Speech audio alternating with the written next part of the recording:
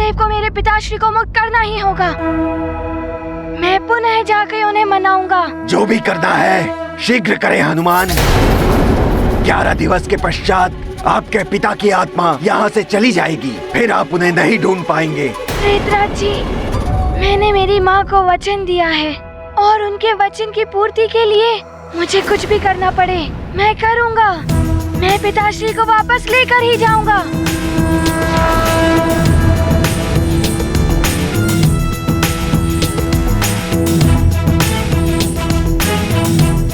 प्रणाम प्रेतराज जी। प्रणाम हनुमान।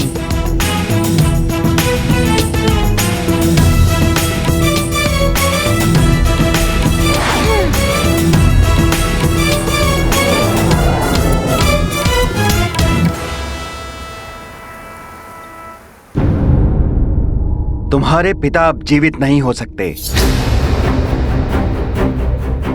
इसे तुम तुम्हारा भाग्य समझकर स्वीकार कर लो और लौट जाओ। ऐसा मत कहिए कालदेव। हनुमान की विनती। तुम्हारी विनती, प्रार्थना या किसी तर्क का कोई अर्थ नहीं है, क्योंकि काल समस्त भावनाओं से परे है।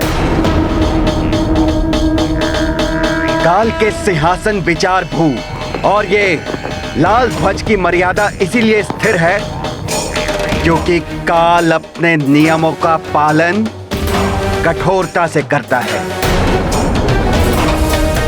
नियम है तो यम है।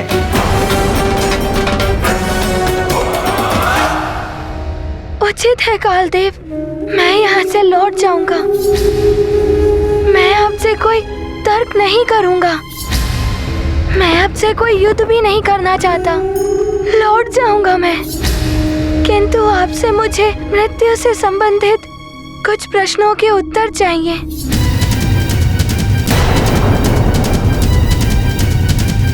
तुम होते कौन हो मुझसे प्रश्न पूछने वाले? कालदेव, मैं वो हूँ जिसके पिता को आपने असमय ही मृत्यु दे दी।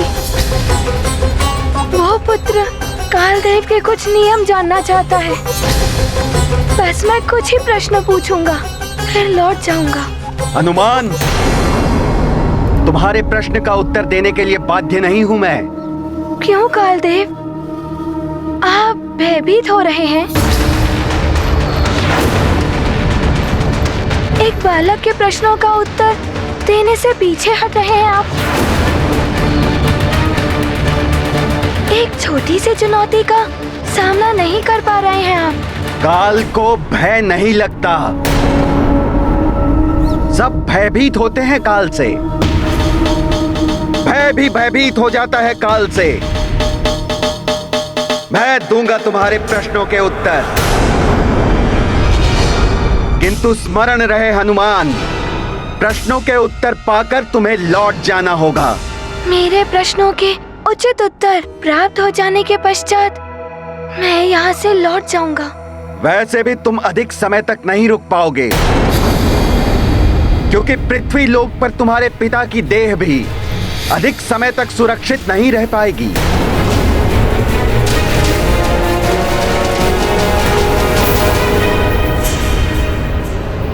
तो हमारी सेना सज्जित हो गई। सेना तो सज्जित हो गई है काकाश्री, किंतु हमें ध्यान रखना होगा। वो वानर कुंजर ऋक्षराज बड़े योद्धा हैं और ऋक्षराज का पुत्र सुग्रीव युद्ध कला में सबसे अधिक निपुण है।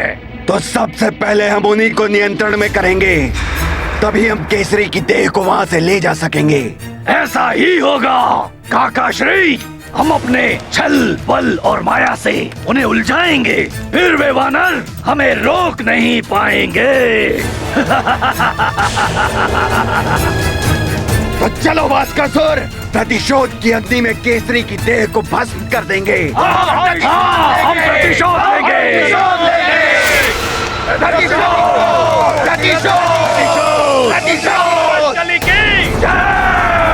रक्षराज महाराज वाशकली की जय। रक्षपति महाराज वाशकली की जय। रक्षपति महाराज वाशकली की प्रतिशोध। ये ध्वनि सुन रहे हैं आप?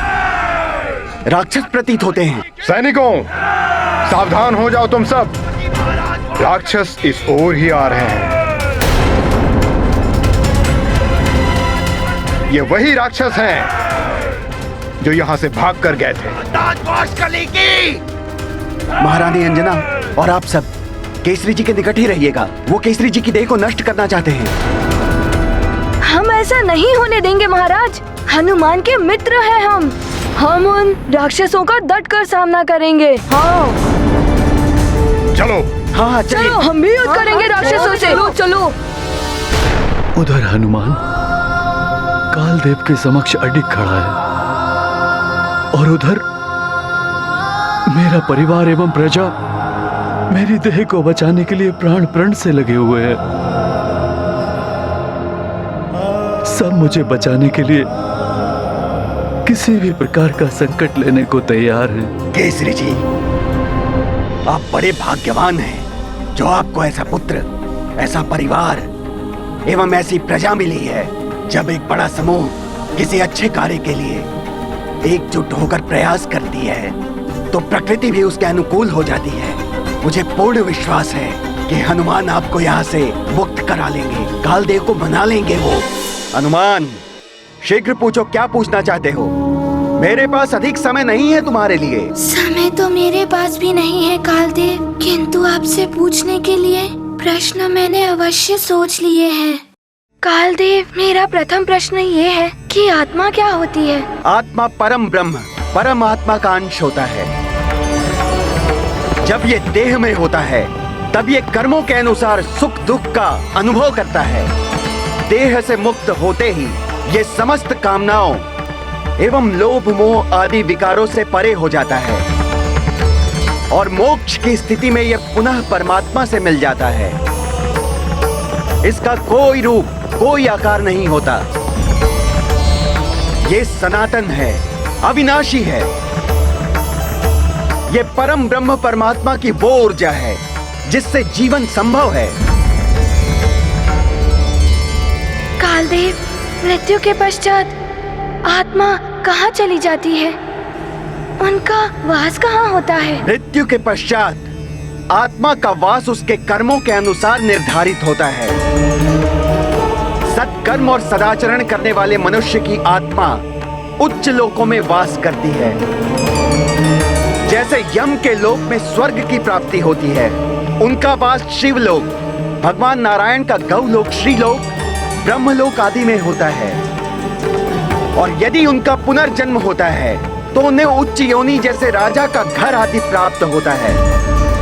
दुष्कर्म और दुराचरण करने वाले मनुष्य की आत्मा निम्न लोकों में भटकती है। जैसे यमलोक में नरक की प्राप्ति होती है, जहां उन्हें अपने दुष्कर्मों का दंड भोगना पड़ता है।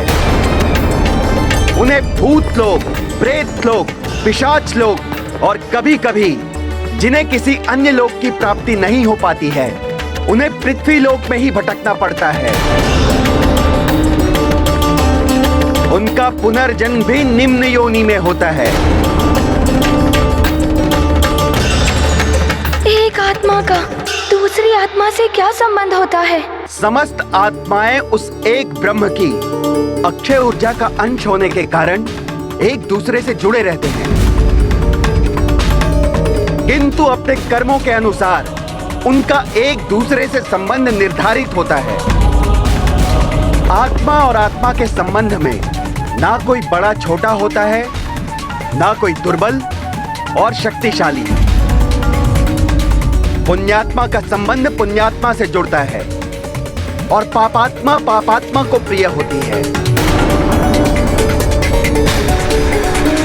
समस्त आत्माओं का एक ही लक्ष्य होता है, अपनी अपनी कर्म गति पूर्ण करके अंततः उस परम ब्रह्म परमात्मा में मिल जाना।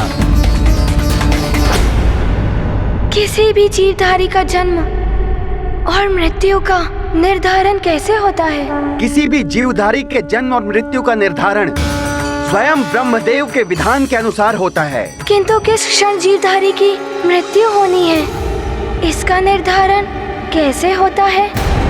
श्वासों की अवधि के निर्धारण से। कालदेव, श्वासों की गणना कौन करता है?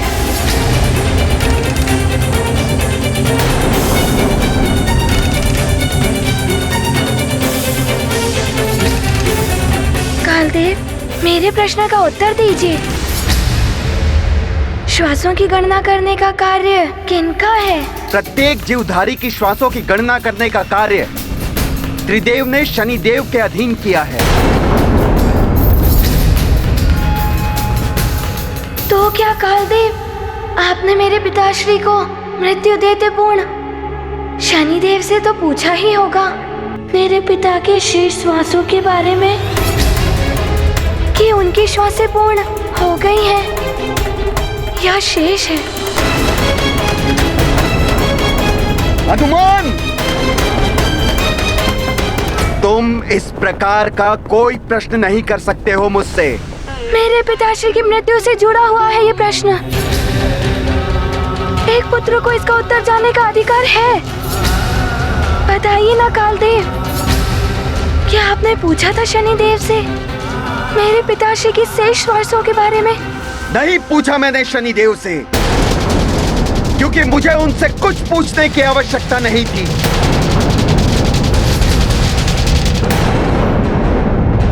आक्रमण! आक्रमण!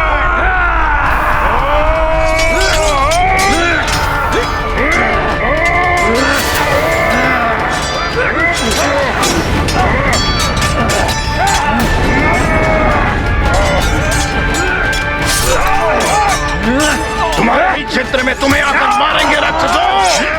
जिसने भी आगे बढ़ने की हिम्मत की उसका अंत निश्चित है। और केसरी पर उठने वाले सारे हाथ तोड़ दूंगा मैं। हाथ तोड़ोगे तुम? यही भूल की थी केसरी ने। मेरे पिता का हाथ उखाड़ दिया, वही प्रतिशोध लेने में आया हूँ।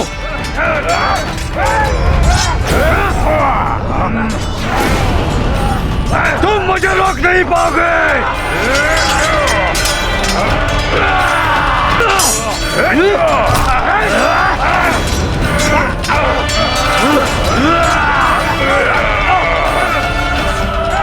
अच्छा, तो तुम ही हो वाशकासुर? हाँ, वानर राज कुंजर, राक्षसों के परम शत्रु हनुमान और उसके पिता से प्रतिशोध लेने का इतना अच्छा अवसर मैं कैसे छोड़ सकता हूँ?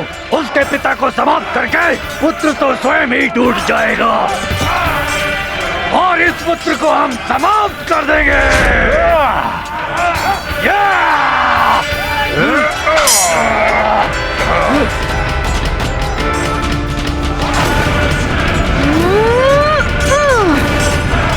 अच्छा, चुपके से आ रहे हैं महाराज की ओर मित्रों।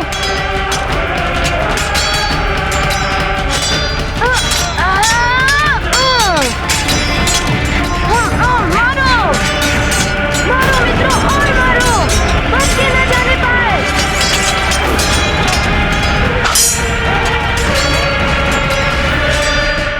आओ राक्षसों, मेरा सामना करो। भले ही मैं अभी राक्षसी नहीं, किंतु शक्ति अब भी है मुझ में। मैं भी आती हूँ मार्जरिका। अंजना, रुक जाओ, हमें केसरी जी की भी रक्षा करनी होगी। और जोर से मित्रों। अब लगता है माया का प्रयोग करना पड़ेगा मुझे।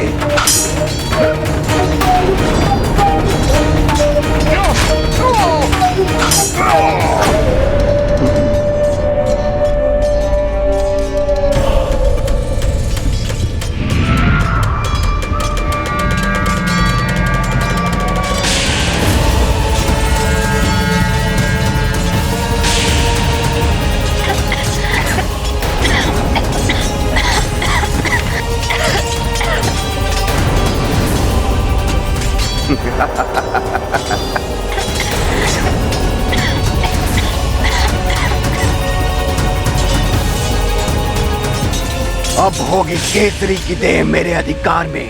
हनुमान, अब पूरा होगा मेरे भ्राता के वध का प्रतिशोध।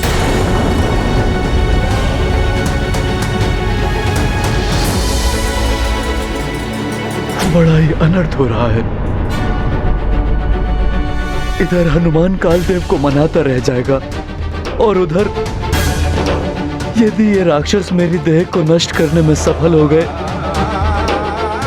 तो हनुमान मुझे मुक्त कराने के पश्चात भी असफल रह जाएगा।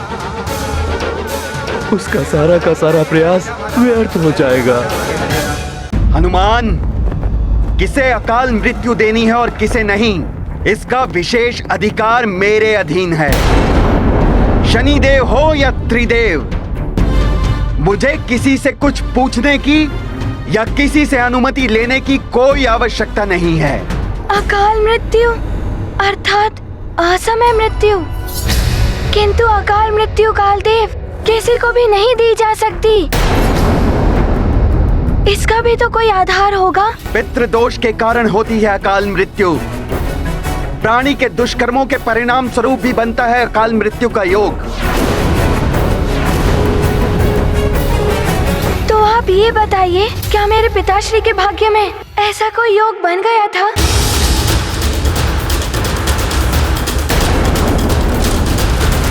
अच्छा, तो तुम मुझे प्रश्नों में उलझाकर मेरे कार्य को अनुचित सिद्ध करना चाहते हो।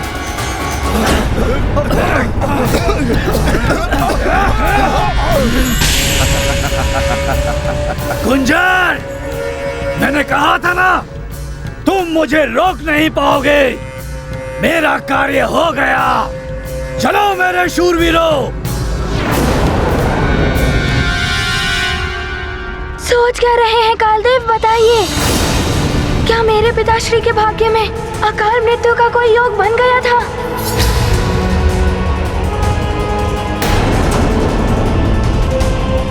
कदाचित आपके पास इसका उत्तर नहीं है। ठीक है, मैं शनि देव से ही पूछ लेता हूँ। वे न्याय के देवता हैं। कर्मों के आधार पर न्याय देना एवं दंड देना उनका ही कार्य है। हनुमत करते प्रश्न निरंतर, काल देव हो गए निरुत्तर। आंजनेय सद इच्छा पावन, भरे भाव से शनि आवाह। हे न्याय के देवता शनिदेव, हनुमान को आपकी सहायता की आवश्यकता है। कृपया दर्शन दे, दर्शन दे शनिदेव, दर्शन दे, दर्शन दे।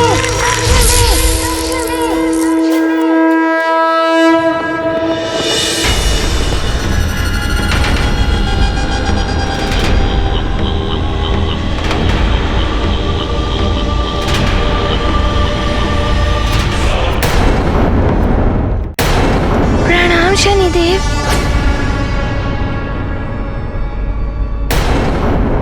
शनिदेव, कृपया मेरी शंका का समाधान कीजिए। आप मुझे ये बताइए, क्या मेरे पिताश्री के कर्मों के आधार पर उनके भाग्य में काल दंड का योग बन गया था? हनुमान, तुम्हारे पिता महाराज केसरी के जीवन की श्वासें अभी शेष थी।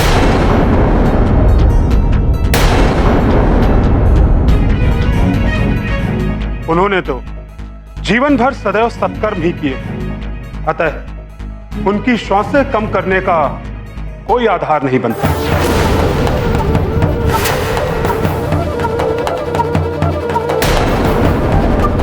इसका अर्थ ये हुआ चित्रगुप्त जी कि मेरे पिताश्री के भाग्य में अकाल मृत्यु का कोई योग नहीं था। तो क्या आपके लेखा जोखा में कोई त्रुटि हो गई थी?